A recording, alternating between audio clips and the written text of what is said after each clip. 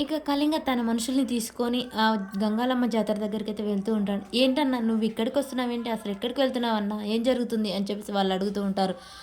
నా ఒంటికి, నా పొగరుకి ఒక ఆడది కావాలి కదరా! ఆ చెంచలమ్మ కోడలి మెడలో తాళి కట్టబోతున్నాను" అని చెప్తూ ఉంటాడు. ఈలోపే చెంచలమ్మ ఇక గుడికి వెళ్ళడానికి సిద్ధమవుతూ ఉంటుంది.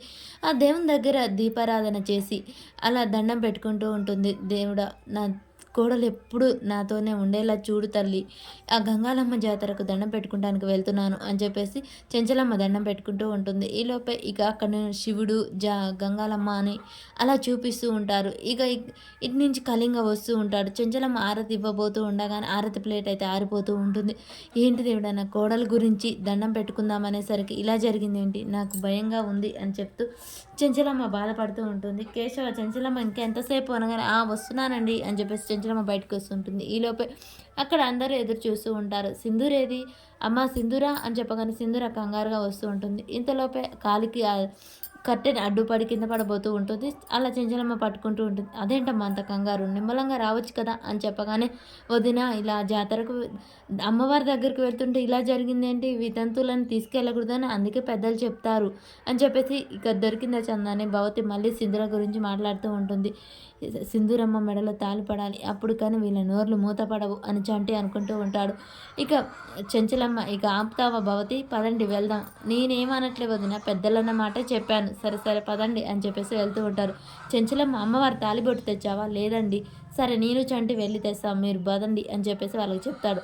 చక్రం, బసవ మీరు ఇక్కడే ఉండండి, కొన్ని పనులు మిగిలిపోయాయి అవి చేయండి అని చెప్పేసి వాళ్ళకి చెప్తాడు.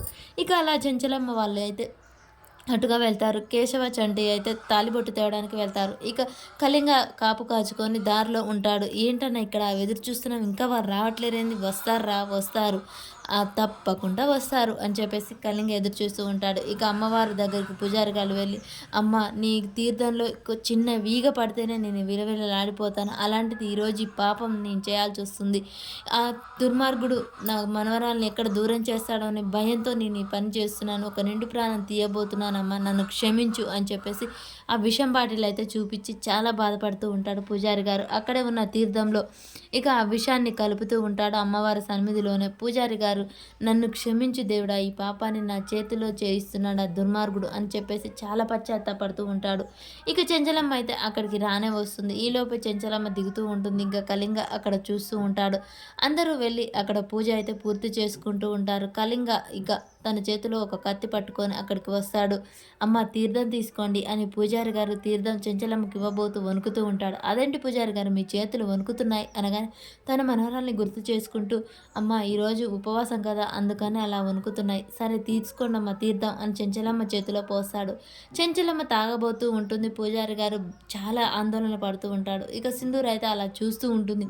మరి ఈలోపే సింధూర మెడలో కళింగ తాళి కడతాడా, లేకుంటే చెంచలమ్మ ఆ విషం తాగి చనిపోతుందా, ఏం జరుగుతుంది అనేది మనకు నెక్స్ట్ ఎపిసోడ్లో తెలుస్తుంది.